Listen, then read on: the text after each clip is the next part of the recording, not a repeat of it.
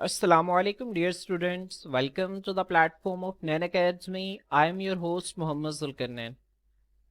तो स्टूडेंट्स, आज के इस वीडियो के अंदर हम फर्स्ट ईयर बायोलॉजी जो हमारी न्यू बुक है इसके चैप्टर नंबर 6 बायोइनर्जेटिक्स बच्चों इसके अंदर हम बहुत ही आसान और बहुत यूनिक टॉपिक को स्टडी करेंगे जिसका टाइटल है C4 फोटोसिंथेसिस। अब बच्चों एक फोटोसिंथेसिस हम सेलुलर रेस्पिरेशन से पहले पढ़कर आए हैं। बच्चों उस फोटोसिंथेसिस को जब हम इस फोटोसिंथेसिस के साथ कंपेयर करते हैं तो हम उस फोटोसिंथेसिस को C3 फोटोसिंथेसिस का नाम देते हैं। अब बच्चों आखिर ये जो C3 फोटोसिंथेसिस और C4 फोटोसिंथेसिस में बुनियादी क्या फर्क है, ठीक है, इस चीज को समझें। बच्चों फोटोसिंथेसिस में मैंने आपको बताया था कि दो मराहिल के अंदर होती है लाइट रिएक्शंस और डार्क रिएक्शंस। लाइट रिएक्शंस के अंदर एटीपी और NADPH की फॉर्मेशन होती थी। लाइट रिएक्शंस बच्चों सनलाइट को डायरेक्टली यूज करते थे और ये थैलाकॉइड मेम्ब्रेन के अंदर होते थे। अब बच्चों ये जो डार्क रिएक्शंस हैं ये सनलाइट को एक तो डायरेक्टली यूज नहीं करते, ये स्ट्रोमा के अंदर होते हैं, और दूसरा बच्चों ये एटीपी और NADPH को जो है वो यूटिलाइज करते हैं जो कि लाइट रिएक्शंस में बनते थे। अब स्टूडेंट्स ये जो डार्क रिएक्शंस है, डार्क रिएक्शंस को मैंने आपको बताया था कि इसको हम C3 पाथवे भी कहते हैं, इसको हम कैल्विन साइकिल भी कहते हैं। अब बच्चों ऐसी फोटोसिंथेसिस जिसमें डार्क रिएक्शन में जो पहला स्टेबल कंपाउंड हो वो 3 कार्बन वाला हो, ऐसी फोटोसिंथेसिस को हम C3 फोटोसिंथेसिस कहते हैं। और मैंने आपको बताया था कैल्विन साइकिल जब मैंने आपको पढ़ाई थी तो वहां पर जो फर्स्ट स्टेबल कंपाउंड था स्टूडेंट्स वो क्या था, 3 फास्फोग्लाइसरिक एसिड। तो स्टूडेंट्स यहीं से देखें, यहीं से इसका कॉन्सेप्ट जो है वो C4 फोटोसिंथेसिस पे भी अप्लाई हो जाएगा। ऐसे फोटोसिंथेसिस जिसमें डार्क रिएक्शंस में पहला स्टेबल कंपाउंड जो हो बच्चों वो 4 कार्बन वाला हो, ऐसे फोटोसिंथेसिस को हम C4 फोटोसिंथेसिस कहते हैं। अब बच्चों ये जो C4 फोटोसिंथेसिस जो है ये एक किस्म की अडेप्टेशन है उन खास प्लांट्स के अंदर जो कि ट्रॉपिकल क्लाइमेट्स के अंदर रहते हैं, जो कि गर्म इलाकों के अंदर मौजूद होते हैं और उनको फोटो रेस्पिरेशन के मसले का सामना होता है। अब बच्चों वो प्लांट्स जिनमें एग्रीकल्चरल यील्ड या ग्लूकोज की प्रोडक्शन फोटो रेस्पिरेशन की वजह से असरअंदाज होती है या बहुत कम हो जाती है, तो बच्चों उन प्लांट्स के लिए C4 फोटोसिंथेसिस जो है वो किसी नेमत से कम नहीं है। क्योंकि बच्चों ये जो C4 फोटोसिंथेसिस है ये फोटो रेस्पिरेशन के असर को कम करके प्लांट के अंदर ग्लूकोज की प्रोडक्शन को बढ़ाती है। अब किस तरह से स्टूडेंट्स ये अमल होता है और किस तरह से ये बढ़ाती है, हम इस आज के इस लेक्चर के अंदर इस चीज को तफसील से स्टडी करेंगे। स्टूडेंट्स यहाँ पे देखें मैंने आप लोगों के लिए स्लाइड शो की हुई है कि adaptation to the problems of photorespiration. Photorespiration के मसाइल के लिए पौधों ने अपने अंदर जो तब्दीलियां की हैं वो कौन कौन सी हैं स्टूडेंट्स, यहाँ पे देखें प्लांट्स ऑफ वार्मर क्लाइमेट्स, ऐसे प्लांट्स जो कि गर्म आबो हवा में रहते हैं, इवोल्व्ड, उन्होंने तब्दीलियां की हैं द फॉलोइंग टू वेज, दरअसल दो तरीके to deal with the problem of photorespiration. Photorespiration के मसले से निपटने के लिए कौन कौन से हैं स्टूडेंट्स, सबसे पहला है C4 फोटोसिंथेसिस और जो दूसरा है वो है कैम मेटाबॉलिज्म। आज के इस लेक्चर के अंदर हम C4 फोटोसिंथेसिस को तफसील से स्टडी करेंगे, इसके एक एक चीज को हम जो है वो तफसील से देखेंगे। स्टूडेंट्स आए हम जो है वो बाकायदा C4 फोटोसिंथेसिस को जो है वो स्टार्ट करते हैं। फ्रेंड्स आपने यहाँ पे एक चीज ध्यान में रखनी है कि जो C3 फोटोसिंथेसिस जो कि नॉर्मल फोटोसिंथेसिस जो हम इससे पहले पढ़े हैं बच्चों, वो सिर्फ और सिर्फ जो है वो मेसोफिल सेल्स के अंदर होती थी। ठीक है, पत्तों की अगर हम बात करें स्पेसिफिकली तो लीव्स के अंदर बच्चों वो सिर्फ और सिर्फ मेसोफिल सेल्स में होते थे। ठीक है, और बाकी मेसोफिल सेल्स के अलावा बाकी जो ग्रीन सेल्स होते हैं प्लांट्स में उनमें भी जो है वो फोटोसिंथेसिस हो रही होती है, लेकिन यहाँ पे हम स्पेसिफिकली लीफ की अगर बात करें तो वो मेसोफिल सेल्स में होती है। लेकिन बच्चों ये जो C4 फोटोसिंथेसिस है इनको मेसोफिल सेल्स के अलावा एक और तरह के सेल्स चाहिए होते हैं, और वो सेल्स कौन से हैं स्टूडेंट्स, इन सेल्स को हम नाम देते हैं this are the bundle sheath cells. क्या है स्टूडेंट्स, बंडल शीट सेल्स। अब देखें स्टूडेंट्स नाम से ही जाहिर है, ठीक है, देखें ना जो नाम है वो चीजों का पता देते हैं। अब यहाँ पे देखें बंडल, बंडल को उसको रिप्रेजेंट कर रहा है स्टूडेंट्स, बंडल रिप्रेजेंट कर रहा है वेस्कुलर बंडल्स को। अब वेस्कुलर बंडल से स्टूडेंट्स क्या मुराद होती है, वेस्कुलर बंडल से मुराद होती है xylem and the second one is phloem. Xylem और फ्लोएम को मिलाकर हम वेस्कुलर बंडल्स कहते हैं, और वो प्लांट्स जिनके अंदर ये वेस्कुलर बंडल्स मौजूद होते हैं उनको हम वेस्कुलर प्लांट्स कहते हैं। ठीक है, तो देखें बंडल से क्या मुराद है, वेस्कुलर बंडल्स मतलब जाइलम और फ्लोएम। शीट, शीट का मतलब होता है किसी चीज को लपेट देना, शीट से कवर कर देना। ठीक है, अब सेल्स देखें बच्चों ये ऐसे सेल्स हैं जो कि वेस्कुलर बंडल्स को कवर करके रखते हैं। ठीक है, नाम से जाहिर है ये ऐसे सेल्स हैं जो कि वेस्कुलर बंडल को शीट करके रखते हैं, इनको कवर करके रखते हैं। क्लियर। तो स्टूडेंट्स यहाँ पे दो तरह के सेल्स इन्वॉल्व होते हैं, one is the mesophyll cells and the second one is the bundle sheath sales. और स्टूडेंट्स C4 फोटोसिंथेसिस जो है ये तमाम प्लांट्स के अंदर नहीं होती, ये स्पेसिफिकली उन प्लांट्स के अंदर होती है जिनको फोटो रेस्पिरेशन का शदीद सामना होता है और जो कि वार्म क्लाइमेट्स के अंदर या ट्रॉपिकल क्लाइमेट्स के अंदर रह रहे होते हैं। ठीक है, अब इसके एग्जांपल क्या है स्टूडेंट्स, इसकी एग्जांपल हम आगे देखेंगे, मैं आप लोगों को कुछ बता देता हूँ। बच्चों कॉर्न, कॉर्न हम मकई को कहते हैं, ठीक है, कॉर्न को हम मेज भी कहते हैं। ठीक है, कॉर्न या मेज में से कोई एक लफ्ज भी आ जाए, ठीक है, तो मानिंग सेम है, कॉर्न, मेज। या फिर इसके अलावा शुगर कैन, बच्चों गन्ने में, गन्ने के अलावा बच्चों एक और इंपॉर्टेंट हमारे पास एग्जांपल है जिसको आपने अच्छी तरह से याद रखना है, सोरगम। क्या है स्टूडेंट्स? सोरगम। सोरगम जो है ये हम जवार को कहते हैं। किसे कहते हैं? जवार। जवार बच्चों क्या होता है, ये आमतौर पे जानवरों के चारे के लिए इस्तेमाल होता है। ठीक है, जवार की फसल, सोरगम किसे कहते हैं? जवार को कहते हैं। तो आपने इस चीज को जहन में रखना है। तो स्टूडेंट्स आए, हम जो है वो यहाँ पर बाकायदा इसका आगाज करते हैं। सबसे पहले आप अक्यूरेंस की हेडिंग देंगे। अक्यूरेंस का मतलब ही है स्टूडेंट्स कि ये जो C4 फोटोसिंथेसिस है ये किन किन ऑर्गेनिजम्स के अंदर पाई जाती है, किन किन ऑर्गेनिजम्स के अंदर हो रही होती है। ऑर्गेनिजम्स से हमारी यहाँ पर मुराद जो है वो स्पेसिफिकली प्लांट की स्पीशीज हैं कि किन किन प्लांट स्पीशीज के अंदर ये हो रही है। तो यहाँ पे देखें, सम प्लांट्स, कुछ प्लांट्स जैसे कि ग्रासेस, ग्रासेस में क्या क्या आ गया? कॉर्न, मकई, शुगर कैन, गन्ना एंड सोरगम। सोरगम किसे कहते हैं? जवार की फसल को कहते हैं। और जवार क्या होता है बच्चों? ये जानवरों के चारे के लिए इस्तेमाल होती है। ठीक है, तो आप इसको गूगल पे सर्च भी कर सकते हैं, जवार आपकी इसको फसल जो है वो नजर आ जाएगी। तो corn, sugar cane and sorghum and about 2 dozen other plant groups. और बच्चों तकरीबन 2 दर्जन दूसरे पौधों के ग्रुप्स में, 2 दर्जन से मुराद के 24 एक जो है वो दूसरे पौधे हैं जिनमें जो C4 फोटोसिंथेसिस है वो हो रही होती है। अब रन अ स्पेशल पाथवे, ये खास किस्म का पाथवे रन करते हैं जिसको हम क्या कहते हैं स्टूडेंट्स? C4 फोटोसिंथेसिस कहते हैं, in addition to the normal Calvin cycle. अब बच्चों आम कैल्विन साइकिल के अलावा इनमें एक खास किस्म का पाथवे हो रहा होता है जिनको हम C4 फोटोसिंथेसिस कहते हैं। अब बच्चों वो पाथवे क्या होता है इसको हम आगे जो है वो तफसील से देखेंगे। बहरहाल आपने यहाँ पे इसके एक्यूरेंस को बहुत अच्छी तरह से याद रखना है।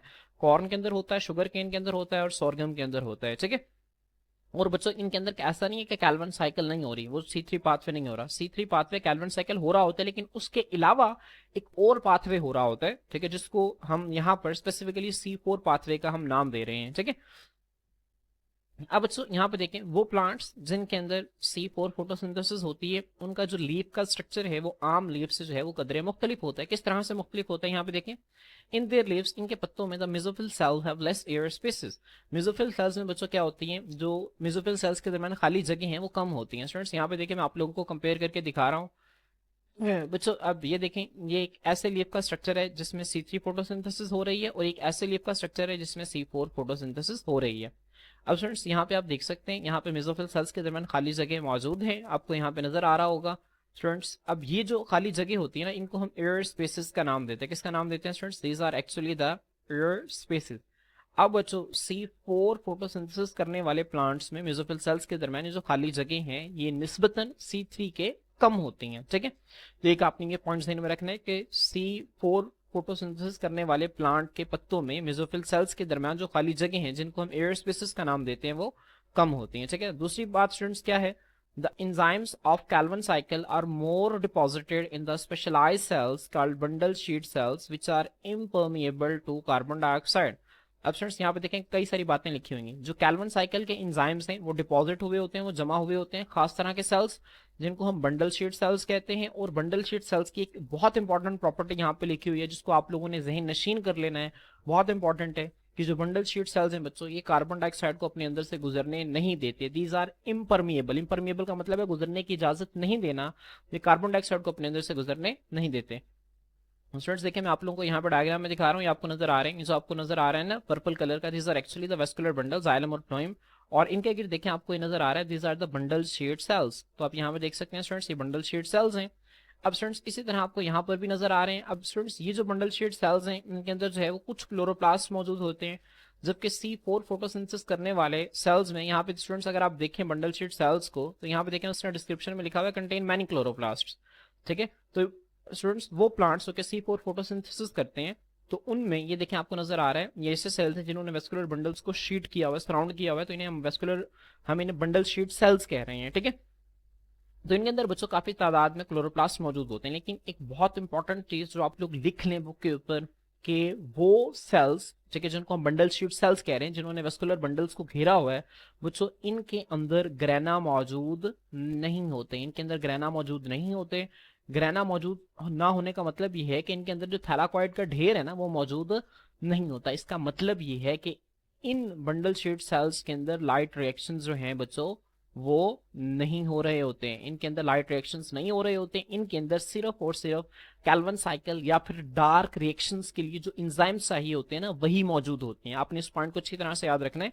बंडल शीट सेल्स के अंदर ग्रेना मौजूद, बंडल शीट सेल्स के अंदर मौजूद क्लोरोप्लास्ट में ग्रेना मौजूद नहीं होते। आपने इस चीज को दोबारा याद रखना, मैं दोबारा रिपीट कर रहा हूं।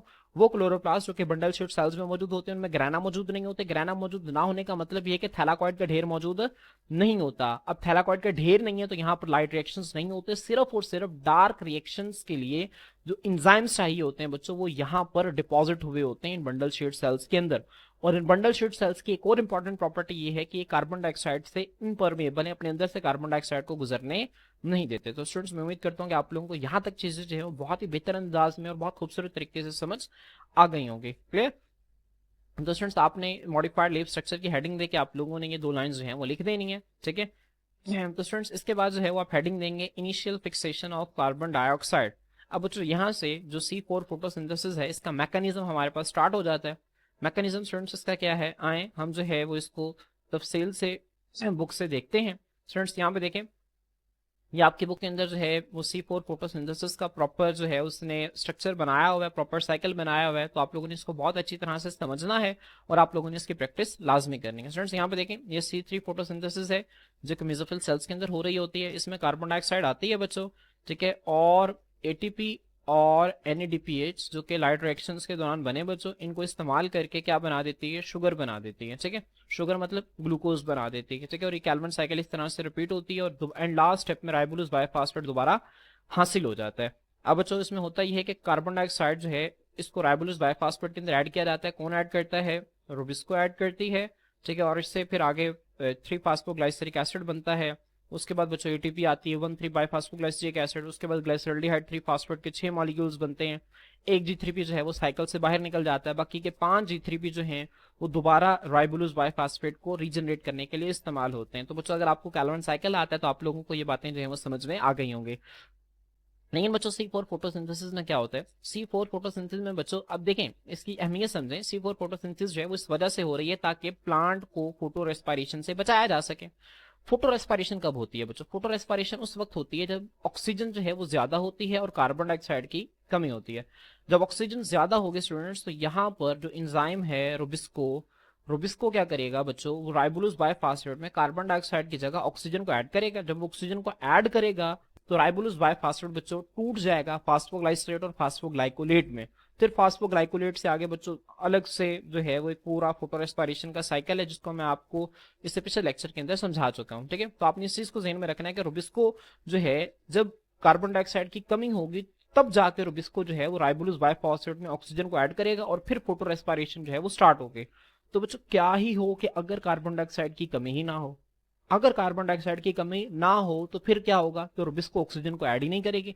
जब रुबिस्को ऑक्सीजन को ऐड ही नहीं करेगी तो फोटो रेस्पिरेशन होगी ही नहीं। तो असल में बच्चों C4 फोटोसिंथेसिस का मकसद ही यही है कि कार्बन डाइऑक्साइड की कमी नहीं होने देंगे। किस तरह से नहीं होने देंगे, यहाँ पे देखिए स्टूडेंट्स, मेसोफिल सेल्स में होता ही है कि जो कार्बन डाइऑक्साइड है, ठीक है, जो कि एटमॉस्फेयर से आती है बच्चों, इस कार्बन डाइऑक्साइड को राइबोलोज बायोफॉस्फेट में ऐड करने के बजाय यहाँ पर बच्चों इसको सबसे पहले एक मॉलिक्यूल के अंदर ऐड किया जाता है जो है फास्फोइनोल पायरुविक एसिड। बच्चों इसको हम शॉर्ट फॉर्म में PEP भी कहते हैं, फास्फोइनोल पायरुविक एसिड। अब बच्चों फास्फोइनोल पायरुविक एसिड में जब एक कार्बन डाइऑक्साइड का मॉलिक्यूल ऐड किया जाता है तो इससे एक 4 कार्बन वाला मॉलिक्यूल बनता है जिसको हम कहते हैं ऑक्सैलोएसिटिक एसिड। अब बच्चों ये नाम तो जाने पहचाने हैं, फास्फोइनोल पायरुविक एसिड। ये ग्लाइकोलाइसिस में जो लास्ट स्टेप था वहां पर हमने पढ़ा था, जो ग्लाइकोलाइसिस में लास्ट स्टेप था। और इसके अलावा जब सबस्ट्रेट लेवल फास्फोराइलेशन मैंने आपको पढ़ाई थी वहां पे भी मैंने आपको बताया था ये, ठीक है। तो ये हम पहले पढ़ चुके हैं। तो फास्फोइनोल पायरुविक एसिड बच्चों मैंने आपको बताया था ग्लाइकोलाइसिस में जब फास्फोइनोल पायरुविक एसिड ADP को एक फास्फेट देकर ATP में कन्वर्ट करता है तो ये पायरुविक एसिड के अंदर कन्वर्ट हो जाता था, ठीक है। लेकिन यहाँ पर बच्चों क्या होता है, जो फास्फोइनोल पायरुविक एसिड है ये कार्बन डाइऑक्साइड को अपने अंदर ऐड करता है और एक 4 कार्बन वाला मॉलिक्यूल बना देता है जिसको हम ऑक्सैलोएसिटिक एसिड कहते हैं। अब बच्चों ऑक्सैलोएसिटिक एसिड से भी हम वाकिफ हैं, क्यों, क्योंकि बच्चों जब एसिटाइल कोएंजाइम एक क्रेब्स साइकिल के अंदर दाखिल होता है तो वो पहला ऑर्गेनिक एसिड जो कि एसिटाइल कोएंजाइम ए के साथ मिलता है वो ऑक्सैलो एसिटिक एसिड ही तो है। यही तो वो मॉलिक्यूल है जो कि क्रेब्स साइकिल को स्टार्ट करवाता है। ठीक है, तो यहाँ से आप जो है वो आपको इसके नाम बहुत अच्छी तरह से याद हो जाएंगे। अब C4 फोटोसिंथेसिस में बच्चों होता यह है कि कार्बन डाइऑक्साइड को सबसे पहले फास्फोइनोल पार्विक एसिड के अंदर ऐड किया जाता है और इसको ऐड करने के नतीजा में 4 कार्बन वाला एक मॉलिक्यूल बनता है जिसको हम ऑक्सैलो एसिटिक एसिड का नाम देते हैं। अब बच्चों वो एंजाइम जो कि यहाँ पर इन्वॉल्व होता है बहुत आसान है। देखिए फास्फोइनोल पार्विक एसिड के अंदर कार्बन डाइऑक्साइड ऐड हो रही है ना, तो बच्चों इसको हम नाम देते हैं एंजाइम को फास्फोइनोल पार्विक एसिड कार्बोक्सिलेज। किसका नाम देते हैं students? Phosphoenol pyruvic acid carboxylase. तो आप इसको अपनी बुक के ऊपर लिख लें, ये एंजाइम आप लोगों को बहुत अच्छी तरह से याद होना चाहिए, एंट्री टेस्ट के हवाले से बहुत इंपॉर्टेंट है ये। फास्फोइनोल पार्विक एसिड कार्बोक्सिलेज ये वो एंजाइम है जो कि फास्फोइनोल पार्विक एसिड के अंदर कार्बन डाइऑक्साइड को ऐड करके ऑक्सैलो एसिटिक एसिड बना देता है। अब बच्चों ऑक्सैलो एसिटिक एसिड जो है ये 4 कार्बन वाला मॉलिक्यूल है। अब बच्चों इसी 4 कार्बन वाले मॉलिक्यूल्स की वजह से हम इस फोटोसिंथेसिस को C4 फोटोसिंथेसिस का नाम देते हैं। तो आपने इस चीज को ध्यान में रखना है, ठीक है। और इसी 4 कार्बन वाले मॉलिक्यूल की वजह से वो प्लांट्स जिनके अंदर ये C4 फोटोसिंथेसिस हो रही होती है उन प्लांट्स को हम C4 प्लांट्स का नाम देते हैं, ठीक है।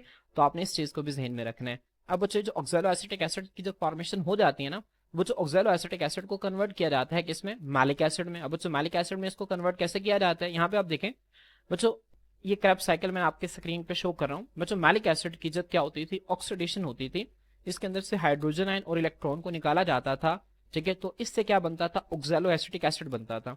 अब बच्चों मैंने ऑक्सैलो एसिटिक एसिड को वापस मैलिक एसिड के अंदर कन्वर्ट करना है, तो मैं क्या करूंगा बच्चों? मैं ऑक्सैलो एसिटिक एसिड के अंदर हाइड्रोजन आयंस और इलेक्ट्रॉन्स को क्या करूंगा स्टूडेंट्स? ऐड करूंगा, ठीक है। मतलब इसका बिल्कुल उल्ट होगा।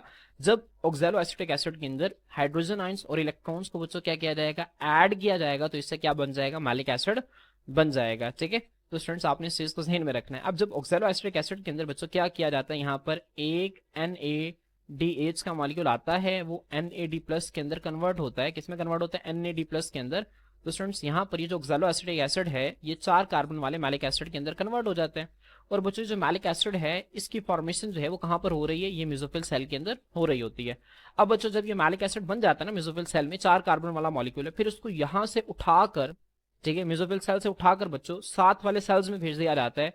और साथ वाले सेल्स कौन से हैं? Bundle sheath cells. अगर मैं स्टूडेंट्स आपको यहाँ से डायग्राम से दिखाऊं तो यहाँ पर बच्चों जब मैलिक एसिड की फॉर्मेशन हो जाएगी ना, यहाँ पे जो आपको नजर आ रही है मेसोफिल सेल्स, तो यहाँ से उठा के इनको इन बंडल शेड सेल्स के अंदर भेज दिया जाता है। ये जो मैं इसको हाईलाइट कर रहा हूँ ना, these are actually the bundle sheath cell, और ये सारे के सारे मेसोफिल सेल्स हैं। तो जो मेसोफिल सेल में बच्चों क्या होगा? मैलिक एसिड बनेगा तो इनको उठाकर किसमें भेज दिया जाएगा? बंडल शेड सेल्स में भेज दिया जाएगा। क्लियर? फिर बच्चों जो जैसे ही ये जो मैलिक एसिड है ये बंडल शीट सेल्स के अंदर जाएगा तो वहां पर बच्चों एक एंजाइम के जरिए इस मैलिक एसिड को तोड़ा जाएगा। किसमें टूटेगा बच्चों? ये जो मैलिक एसिड है ये एक कार्बन डाइऑक्साइड के मॉलिक्यूल में टूट जाएगा और एक 3 कार्बन वाले पायरुविक एसिड के मॉलिक्यूल में टूट जाएगा, ठीक है। अब बच्चों ये जो पायरुविक एसिड है ये कहां पर बना बच्चों? ये बना बंडल शीट सेल में। ध्यान में रखें, malic acid bundle sheath cell में आ गया। अब ये जो मैलिक एसिड है कार्बन डाइऑक्साइड में टूटा और पायरुविक एसिड में टूटा, अब ये दोनों बंडल शीट सेल में बने। अब ये जो पायरुविक एसिड है बच्चों ये वापस कहां पे चला जाएगा? मेसोफिल सेल में चला जाएगा। लेकिन बच्चों मैंने आपको बताया था कि बंडल शीट सेल जो है इसकी जो दीवारें हैं वो कार्बन डाइऑक्साइड के लिए इम्परमिएबल हैं, ये कार्बन डाइऑक्साइड को अपने अंदर से बिल्कुल भी गुजरने की इजाजत नहीं देती। तो ये मैलिक एसिड के टूटने की वजह से जो कार्बन डाइऑक्साइड बनती है बच्चों, ये बंडल शीट सेल के अंदर जो है वो जमा होती रहती है, जमा होती रहती है, ठीक है। ये इस बंडल शीट सेल की दीवारों से बाहर नहीं निकलती। अब बच्चों ये जो पायरुविक एसिड है ये दोबारा से मेसोफिल सेल के अंदर आ गई। अब बच्चों जब यहाँ पर एक एटीपी का मॉलिक्यूल आएगा और एक एटीपी का मॉलिक्यूल बच्चों क्या होगा? एडीपी के मॉलिक्यूल में कन्वर्ट होगा। तो बच्चों ये जो पायरुविक एसिड का मॉलिक्यूल जो कि बंडल शीट सेल से आया था ये दोबारा क्या बना देगा बच्चों? ये बना देगा फास्फोइनोल पायरुविक एसिड, ठीक है। क्या बना देगा students? Phosphoenol pyruvic acid. Students अगर आप लोगों को याद हो तो यहाँ पे देखें फास्फोइनोल पायरुविक एसिड है पायरुविक एसिड में कन्वर्ट होता था कब? जब ये एडीपी को एक फास्फेट देकर एटीपी में कन्वर्ट करता था। लेकिन अब देखें यहाँ पे उल्ट हो रहा है, हमने पायरुविक एसिड को फास्फोइनोल पायरुविक एसिड में कन्वर्ट करना है तो हमें पायरुविक एसिड को एक एटीपी देना पड़ेगा, तभी जाके वो फास्फोइनोल पायरुविक एसिड के अंदर क्या होगा स्टूडेंट्स? कन्वर्ट होगा, ठीक है। तो जब इस पायरुविक एसिड को बच्चों हम एक एटीपी का मॉलिक्यूल देंगे तो ये फास्फोइनोल पायरुविक एसिड के अंदर कन्वर्ट हो जाएगा। तो स्टूडेंट्स मैं उम्मीद करता हूँ कि आप लोगों को जो है ये बहुत ही अच्छी तरह से समझ आ गया होगा। स्टूडेंट्स देखिए, मैं इसको दोबारा रिपीट कर रहा हूँ बच्चों। मेसोफिल सेल में होता ही है कि जो कार्बन डाइऑक्साइड है, ये 3 कार्बन वाला मॉलिक्यूल जिसका नाम है फास्फोइनोल पायरुविक एसिड, इसके साथ मिलता है। और किसकी मौजूदगी में मिलता है? Phosphoenol pyruvic acid carboxylase. मैं इसको एंजाइम को दोबारा लिख रहा हूँ, आप इसको लाजमी लिख लें। फास्फोइनोल पायरुविक एसिड कार्बोक्सिलेज की मौजूदगी में मिलता है और ये क्या बना देता है बच्चों? 4 कार्बन वाला मॉलिक्यूल बना देता है जिसको हम ऑक्सैलोएसिटिक एसिड कहते हैं। इसी मॉलिक्यूल की वजह से हम इस फोटोसिंथेसिस को C4 फोटोसिंथेसिस का नाम देते हैं। फिर बच्चों जो ऑक्सैलोएसिटिक एसिड है, इसको एक एंजाइम के जरिए मैलिक एसिड में कन्वर्ट किया जाता है। और मैलिक एसिड में कन्वर्ट कैसे होता है बच्चों? जाहिर सी बात है, जब ऑक्सैलोएसिटिक एसिड के अंदर बच्चों क्या होगा? हाइड्रोजन आयन और इलेक्ट्रॉन ऐड होंगे। जब इसकी रिडक्शन करवाई जाएगी तो ये मैलिक एसिड के अंदर कन्वर्ट होगा। अब मैलिक एसिड बच्चों मेसोफिल सेल में बनता है। फिर जैसे मेसोफिल सेल में मैलिक एसिड बनता है, इसको साथ वाले बंडल शीट सेल में भेज दिया जाता है। अब बंडल शीट सेल में जैसे ही जाएगा बच्चों, तो मैलिक एसिड को एक कार्बन डाइऑक्साइड के अंदर तोड़ दिया जाता है और एक पायरुविक एसिड के अंदर तोड़ दिया जाता है। पायरुविक एसिड को तो बच्चों वापस मेसोफिल सेल में भेज दिया जाता है, लेकिन ये जो कार्बन डाइऑक्साइड है, बंडल शीट सेल की जो दीवार है, ये इसको अपने अंदर से बाहर जाने नहीं देती। अब ये जो पायरुविक एसिड है बच्चों, ये दोबारा एक एटीपी के मॉलिक्यूल को इस्तेमाल करते हुए फास्फोइनोल पायरुविक एसिड में कन्वर्ट हो जाता है। और यहीं से बच्चों जो C4 पाथवे है दोबारा से स्टार्ट हो जाता है। तो स्टूडेंट्स मैं उम्मीद करता हूँ कि आप लोगों को इसकी दोबारा से बेहतर अंडरस्टैंडिंग हो गई होगी। तो स्टूडेंट्स अब हम जो है हम थ्योरी से इसको रीड करते हैं। तो स्टूडेंट्स देखें, आप सबसे पहले जो है वो initial fixation of carbon dioxide की हेडिंग देंगे। यहाँ पे लिखें during C4 photosynthesis in mesophyll sales. Mesophyll cells में C4 फोटोसिंथेसिस के दौरान क्या होता है? जो कार्बन डाइऑक्साइड है बच्चों, इसको अटैच किया जाता है एक 3 कार्बन मॉलिक्यूल के साथ जिसको हम कहते हैं फास्फोइनोल पायरुविक एसिड। अब इसके नतीजा में बच्चों क्या होता है? फॉर्मेशन होती है एक 4 कार्बन वाले मॉलिक्यूल की जिसका नाम है ऑक्सैलोएसिटिक एसिड। ठीक है। अब बच्चों due to this 4 carbon product, अब ये जो ऑक्सैलोएसिटिक एसिड है, ये 4 कार्बन वाला मॉलिक्यूल है, ठीक है, जिससे क्रेब्स साइकिल स्टार्ट होता था। आपने इस चीज को भी जहन में रखना है। तो ये जो 4 कार्बन वाले प्रोडक्ट की वजह से बच्चों इस प्रोसेस को हम C4 फोटोसिंथेसिस का नाम देते हैं। और वो प्लांट्स जिनके अंदर ये C4 फोटोसिंथेसिस हो रही होती है, उनको हम C4 प्लांट्स का नाम देते हैं। तो आपने इस चीज को भी जहन में रखना है। क्लियर? इसके बाद बच्चों यहाँ पे देखें, अब जब ऑक्सैलोएसिटिक एसिड बन जाता है, फिर मैंने आपको बताया था कि ऑक्सैलोएसिटिक एसिड को कन्वर्ट कर दिया जाता है मैलिक एसिड में। कैसे? By using NADH। NADH बच्चों आता है और ऑक्सैलोएसिटिक एसिड की रिडक्शन करवाता है। ऑक्सैलोएसिटिक एसिड के अंदर जब बच्चों हाइड्रोजन आयन और इलेक्ट्रॉन ऐड होंगे तो ये दोबारा से मैलिक एसिड में कन्वर्ट हो जाएगा। फिर बच्चों जो मैलिक एसिड है, इसको ट्रांसपोर्ट कर दिया जाता है, मुंतकिल कर दिया जाता है टू एन एडजेसेंट। एडजेसेंट का मतलब होता है साथ, एडजेसेंट बंडल शेड सेल। बच्चों जिस मेसोफिल फर्ज करें, एक मेसोफिल सेल के अंदर जो है ये प्रोसेस हो रहा है, इसके अंदर मैलिक एसिड बना, तो इसको इसके साथ पड़े जो एडजेसेंट बंडल शीट सेल है, एडजेसेंट बंडल शीट सेल से क्या मुराद है? साथ पड़े बंडल शीट सेल के अंदर इसको ट्रांसपोर्ट कर दिया जाता है। ठीक है। अब जो जैसे ही बंडल शीट सेल के अंदर जो है ये मैलिक एसिड जाता है, M में मैलिक एसिड, जैसे ही मैलिक एसिड यहाँ पर जाएगा बच्चों, तो यहाँ पर एक एंजाइम के जरिए इस मैलिक एसिड को तोड़ दिया जाएगा और यहाँ से एक कार्बन डाइऑक्साइड बनेगा और एक बच्चों पायरुविक एसिड बनेगा। पायरुविक एसिड को वापस बंडल शीट सेल से मेसोफिल सेल में भेज दिया जाएगा, जबकि कार्बन डाइऑक्साइड को यहाँ से गुजरने नहीं दिया जाएगा। तो यहाँ पे देखें, here malic acid is broken down to pyruvic acid and carbon dioxide. These cells can hold carbon dioxide in them। अब बंडल शीट सेल्स जो हैं वो अपने अंदर कार्बन डाइऑक्साइड को होल्ड करके रख सकते हैं। So concentration of carbon dioxide increases. अब बच्चों इससे होता ये है कि बंडल शीट सेल्स में कार्बन डाइऑक्साइड की कंसंट्रेशन इंक्रीज हो जाती है in these cells and they run Calvin cycle instead of photorespiration. और बच्चों यहाँ पे देखें, बहुत इंपॉर्टेंट बात, सबसे इंपॉर्टेंट बात, क्योंकि यहाँ पर कार्बन डाइऑक्साइड की कंसंट्रेशन बच्चों क्या हो जाती है? बहुत ज्यादा हो जाती है। ठीक है, क्योंकि ये जो मैलिक एसिड के टूटने की वजह से कार्बन डाइऑक्साइड मुसलसल बन रही है। तो यहाँ पर बच्चों जो कैल्विन साइकिल के एंजाइम्स पड़े थे, वो फोटो रेस्पिरेशन करने की बजाय सिर्फ और सिर्फ कैल्विन साइकिल ही परफॉर्म करेंगे। तो बच्चों अब इस C4 पाथवे का फायदा ये हुआ कि यहाँ पर कार्बन डाइऑक्साइड की कमी नहीं हो रही। जब कार्बन डाइऑक्साइड की कमी होगी ही नहीं तो बच्चों फोटो रेस्पिरेशन स्टार्ट ही क्यों होगी? तो आप यहाँ पे देखें, यहाँ पे इन प्लांट्स ने इस पाथवे को इस्तेमाल करते हुए फोटो रेस्पिरेशन जो है उससे जो नुकसान हो रहा था उससे क्या कर लिया? अपने आप को रिकवर कर लिया। ठीक है, मुकम्मल रिकवर तो नहीं होता, ठीक है, लेकिन इससे कुछ ना कुछ जो है वो रिकवरी जरूर हो जाती है। तो स्टूडेंट्स होपफुली आपको यहाँ तक चीजें समझ में आ गई होंगी। इसके बाद बच्चे यहाँ पे देखें, regeneration of phosphoenol pyruvic acid. आप इसकी हेडिंग देंगे। यहाँ पे देखें, pyruvic acid produced in bundle sheath cells returns to mesophyll cell. जो पायरुविक एसिड जो कि बंडल शीट सेल में बना था उसको मेसोफिल सेल को वापस कर दिया जाता है and is converted again to phosphoenol pyruvic acid by using an ATP. और एक एटीपी का इस्तेमाल करते हुए उसको दोबारा से फास्फोइनोल पायरुविक एसिड के अंदर स्टूडेंट्स क्या कर दिया जाता है? कन्वर्ट कर दिया जाता है। यहाँ पे देखें, पायरुविक एसिड के अंदर एक एटीपी का मॉलिक्यूल आएगा, फास्फेट देगा, एडीपी में कन्वर्ट होगा। ठीक है, और यहाँ पर बच्चों क्या होगा? दोबारा से फास्फोइनोल पायरुविक एसिड बन जाएगा। ठीक है, इसके बाद बच्चों आपके बुक के अंदर एक बॉक्स बना हुआ है, उस बॉक्स के अंदर इसका एनर्जी कोस्ट लिखा हुआ है, ठीक है। वो कहते हैं C four photosynthesis the energy cost for making glucose molecule is almost double. बच्चों एनर्जी कोस्ट जो होती है ना, ठीक है, सी फॉर फोटोसिंथेसिस में वो तकरीबन क्या होती है, ग्लूकोज मॉलिक्यूल को बनाने के लिए वो तकरीबन डबल होती है। मैं आपको एक मिसाल देता हूँ बच्चों। अब मैं आपको फैक्ट्स अगर बताऊं तो एक नॉर्मल कैल्विन साइकिल में एक ग्लूकोज मॉलिक्यूल को बनाने के लिए तकरीबन जो है वो 18 एटीपी चाहिए होते हैं, ठीक है। क्योंकि बच्चों आपको पता है कि एक कैल्विन साइकिल में 9 एटीपी इस्तेमाल होते हैं, ठीक है। तो एक कैल्विन साइकिल के नतीजा में एक G3P बनता है। तो जब दूसरा G3P आएगा तो इन दोनों को मिलाकर जो है वो एक ग्लूकोज का मॉलिक्यूल बनेगा। तो एक कैल्विन साइकिल में 9 एटीपी, तो दूसरे में भी कितने 9 एटीपी, तो टोटल 18 एटीपी कैल्विन साइकिल के अंदर चाहिए होते हैं।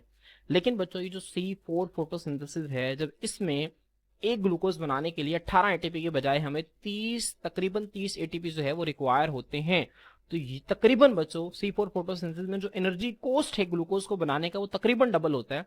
हाउएवर ताहम इन हॉट क्लाइमेट्स, बच्चों हॉट क्लाइमेट्स में, ट्रॉपिकल क्लाइमेट्स में, जहां पर फोटो रेस्पिरेशन जो है would otherwise remove more than half of the carbon fixed, जहां पे बच्चों जो फोटो रेस्पिरेशन है वो फिक्स्ड कार्बन जो है, फिक्स्ड कार्बन का मतलब ये है कि ऐसे कार्बन जो कि ऑर्गेनिक मॉलिक्यूल का हिस्सा बन चुकी है उसका बच्चों आधे से ज्यादा क्या कर देती है, रिमूव कर देती है, लॉस कर देती है।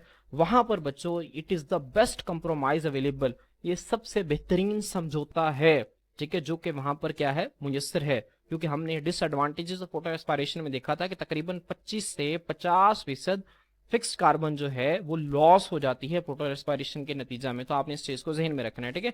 अब ऐसे इन्वायरमेंट में जहां पे फिक्स्ड कार्बन की इतनी बड़ी रेशो जो है वो जाया हो रही है, ठीक है, और ग्लूकोज की प्रोडक्शन जो है बहुत हद तक कम हो रही है, वहां पे बच्चों बेहतरीन किस्म का जो समझौता है वो C4 फोटोसिंथेसिस प्रोवाइड करती है। इसके बाद बच्चों मोस्ट इंपॉर्टेंट जो आपसे चीज पूछी जा सकती है पेपर में, C3 फोटोसिंथेसिस और C4 फोटोसिंथेसिस में क्या फर्क होता है। आपने इस फर्क को जो है वो अपनी कॉपीज के ऊपर लिख लेना है। C3 फोटोसिंथेसिस में जब बच्चों देखें कार्बन डाइऑक्साइड टेक्स प्लेस, बच्चों यहाँ पे कार्बन डाइऑक्साइड फिक्सेशन लिख लें आप, कार्बन डाइऑक्साइड फिक्सेशन लिख लें, ठीक है। Carbon dioxide fixation takes place in mesophyll cells, और यहाँ पे लिखें carbon dioxide fixation. Carbon dioxide fixation बच्चों मेसोफिल सेल्स में होती है बस, जबकि यहाँ पे देखें कार्बन डाइऑक्साइड फिक्सेशन जो है वो मेसोफिल सेल्स के अंदर भी होती है और बंडल शीट सेल्स में भी होती है। अगर आप यहाँ पे गौर करें तो यहाँ पे देखें कार्बन डाइऑक्साइड जो है वो ऑर्गेनिक मॉलिक्यूल का पार्ट बन रहा है, ये भी कार्बन डाइऑक्साइड फिक्सेशन है। और यहाँ पे देखें कार्बन डाइऑक्साइड ऑर्गेनिक मॉलिक्यूल का पार्ट बन रहा है, ये भी कार्बन डाइऑक्साइड फिक्सेशन है। तो कार्बन डाइऑक्साइड फिक्सेशन बच्चों मेसोफिल सेल्स में भी होती है, और ठीक है, और यहाँ पे मेसोफिल सेल्स और बंडल शीट सेल्स दोनों में होती है। अब यहाँ पे देखें कार्बन डाइऑक्साइड जो है एक्सेप्टर, कार्बन डाइऑक्साइड को एक्सेप्ट करने वाला एक ही मॉलिक्यूल है, राइबोलोज बाय फास्फेट। अगर आप जो है स्टूडेंट्स C3 फोटोसिंथेसिस में देखें तो कार्बन डाइऑक्साइड को एक्सेप्ट करने के लिए सिर्फ और सिर्फ राइबोलोज बाय फास्फेट अवेलेबल है। जबकि यहाँ पर बच्चों कार्बन डाइऑक्साइड एक्सेप्टर जो है वो फास्फोइनोल पायरुविक एसिड है मेसोफिल सेल्स में, और राइबोलोज बाय फास्फेट है बंडल शेड सेल्स में। यहाँ पे देखें बच्चों, अगर आप जो है यहाँ पे गौर करें तो यहाँ पे देखें कार्बन डाइऑक्साइड को एक्सेप्ट करने के लिए मेसोफिल सेल में क्या है, फास्फोइनोल पायरुविक एसिड, ठीक है, जबकि यहाँ पर कार्बन डाइऑक्साइड को एक्सेप्ट करने के लिए राइबोलोज बाय फास्फेट अवेलेबल है, ठीक है। इसके बाद बच्चों यहाँ पे देखें first product is 3 carbon phosphoglyceric acid. यहाँ पर बच्चों C3 फोटोसिंथेसिस में जो सबसे पहला प्रोडक्ट बनता है वो 3 कार्बन वाला होता है, जिसको हम फास्फोग्लाइसरिक एसिड का नाम देते हैं। और यहाँ पे बच्चों जो फर्स्ट प्रोडक्ट बनता है वो 4 कार्बन वाला होता है, जिसको हम ऑक्सैलो एसिटिक एसिड का नाम देते हैं। अब बच्चों ये जो C3 फोटोसिंथेसिस है ये लेस एफिशिएंट है due to higher photorespiration. C3 photosynthesis में फोटो रेस्पिरेशन जो है वो बहुत ज्यादा होती है, जिसकी वजह से ये जो लेस इफेक्टिव है, ठीक है। जबकि बच्चों ये जो C4 फोटोसिंथेसिस है ये मोर एफिशिएंट है, क्यों, क्योंकि इसमें फोटो रेस्पिरेशन जो है वो कम होती है। क्यों कम होती है, क्योंकि यहाँ पर कार्बन डाइऑक्साइड को कम होने ही नहीं दिया जाता, जो बंडल शीट सेल्स होते हैं उनमें कार्बन डाइऑक्साइड को ट्रैप कर लिया जाता है। यहाँ पे देखें बच्चों, rubisco is used for carbon fixation. Carbon fixation के लिए एक एंजाइम इस्तेमाल किया जाता है जिसका नाम है रोबिस्को, और यहाँ पर बच्चों 2 एंजाइम्स इस्तेमाल किए जाते हैं, रोबिस्को और phosphoenol pyruvic acid carboxylase. Phosphoenol pyruvic acid carboxylase बच्चों ये इस्तेमाल होता है मेसोफिल सेल में, और रोबिस्को इस्तेमाल होता है बंडल शीट सेल में कार्बन फिक्सेशन के लिए। क्लियर। तो स्टूडेंट्स अब इसकी एग्जांपल आपने याद रखनी है, बहुत इंपॉर्टेंट है। वीट, राइस और पोटैटो। वीट कहते हैं गंदम को, राइस कहते हैं चावल को, पोटैटो कहते हैं आलू को। इनके अंदर C3 फोटोसिंथेसिस होती है, जबकि कॉर्न के अंदर, मकई के अंदर, शुगर केन गन्ने के अंदर, और सोरगम जवार के अंदर जो है वो C4 फोटोसिंथेसिस होती है। तो स्टूडेंट्स मैं उम्मीद करता हूँ कि आप लोगों को आज का लेक्चर बहुत ही अच्छी तरह से समझ में आ गया होगा। इंशाल्लाह नेक्स्ट लेक्चर के अंदर हम कैम मेटाबॉलिज्म को स्टडी करेंगे। आज के लिए इतना ही, अल्लाह हाफिज।